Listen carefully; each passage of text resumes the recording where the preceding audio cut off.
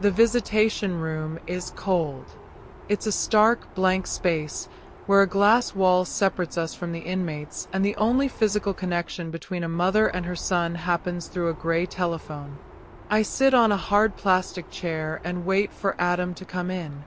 I don't even know what I'm supposed to feel.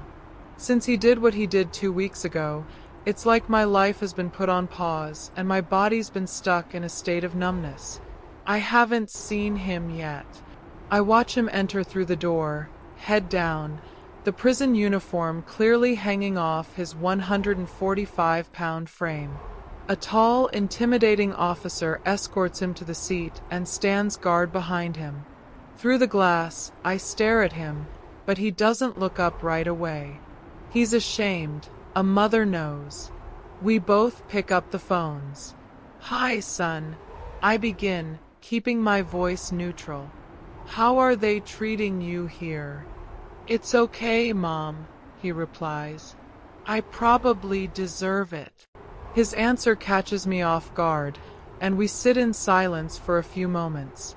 "I don't understand why you did it," I say, my control slipping as tears begin to well up in my eyes. "But I'll always love you. You're still my son."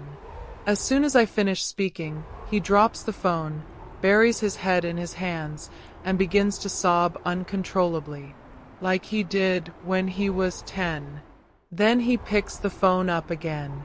"Those kids I killed at school, Mom," he begins. "You have to understand. They deserved it. They needed to be taken out the way they were." The officer behind him overhears the conversation and keeps a sharp eye on Adam. "If they were bullying you, son, that's terrible," I tell him. "But that doesn't mean they deserved to die and—" "They weren't bullying me," he yells, cutting me off, his outburst drawing the attention of nearby inmates and visitors. The guard steps in, grabbing him by the shoulder. "That's enough, Adam. Time to go." "Mom," he whispers through the line, before he is dragged out of the room. "You need to look into the glove compartment." I walk out of the room, dazed. Was my son paranoid? Hallucinating?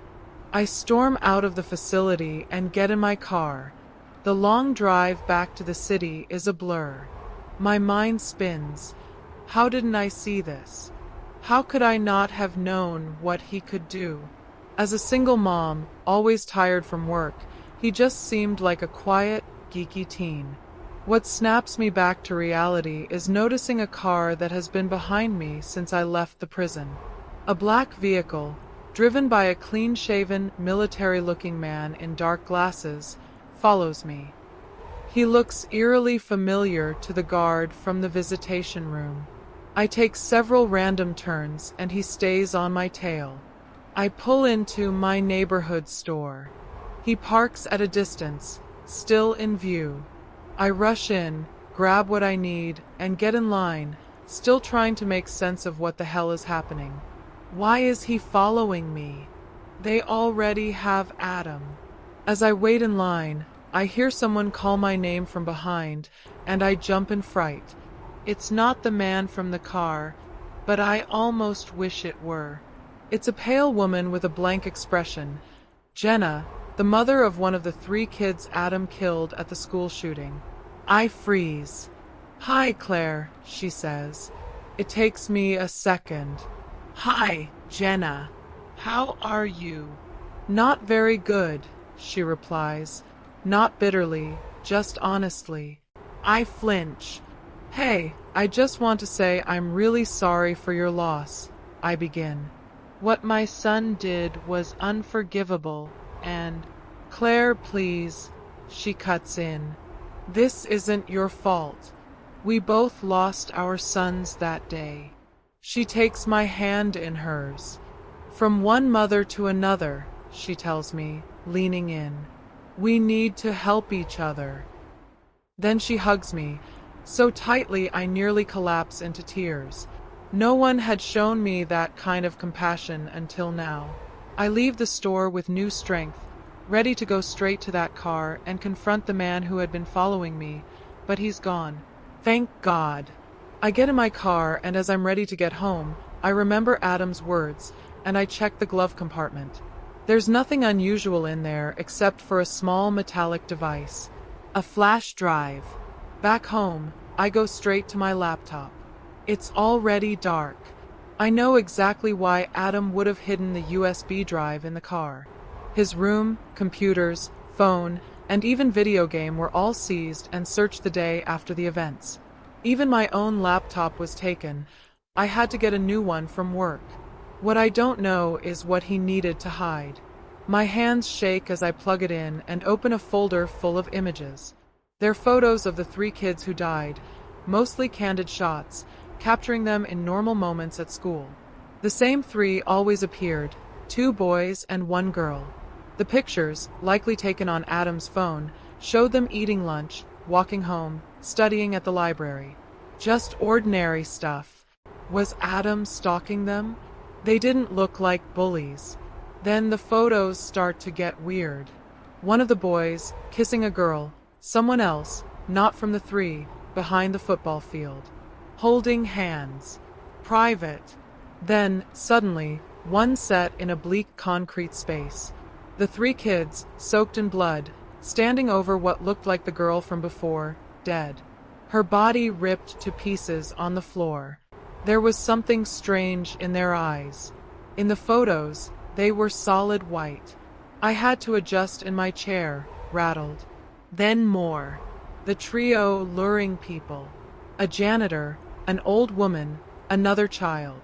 The last pictures in the folder showed them emerging from an alley, shirts stained red, those blank, glowing eyes again. The photos were clearly taken in hiding. I nearly threw up. Was this what Adam meant? What are these kids, and what were they doing? That's when I heard the noise of my front door opening. Is someone there? I called out from my room. Only Adam and I lived here. I had no idea who it could be. I get no answer, and the thought that it might be the man in the black car sent a chill down my spine. I walked slowly down the hallway.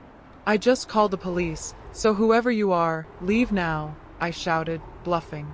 My phone was in the kitchen. When I reached the hallway, I saw a figure standing still at the front door. It was Jenna, the mother of one of Adam's victims. One of the kids in the photos. Jenna, I asked, confused. Do you need something? Her face was blank, robotic, emotionless. She took a few steps toward me. I don't know what Adam told you or what he left behind as evidence, she said, voice flat. But I can't let you keep it. Then her eyes turned white, just like the 3 kids in the picture. And my body, desperate to run, couldn't move. It just stood there, every muscle in me locked tight in the same position it was when her eyes changed. Even my eyelids stopped working. I couldn't blink. I felt like a statue, except for my heartbeat, which had gone completely wild. Jenna walked slowly, savoring my frozen panic. Don't even try, Claire, she said with a grin, now just 5 feet away. Humans are such pathetic creatures. She raised her hands, and her fingers began to shift, turning into blades, thick and gleaming like solid steel. That's when I heard the gunshots. Multiple and quick. If I could, I would have closed my eyes shut, but I saw Jenna collapse in front of me, riddled with bullets. The man from the black car, the same guard who had stood with Adam, was behind her, holding a gun, his eyes locked on her body. He must have fired 6 rounds because Jenna was lying in a pool of blood. He stepped closer, still aiming at her head. Don't do this, please. I'll stay still, she begged, but he pulled the trigger one last time. That's when my body unfroze, and I collapsed to the floor, gasping for air, sobbing uncontrollably. The man knelt beside me and placed a hand on my shoulder, gently. Ms. Claire, he said carefully, I know this is a lot to process, but you're not safe here. What your son uncovered, it's not from this world.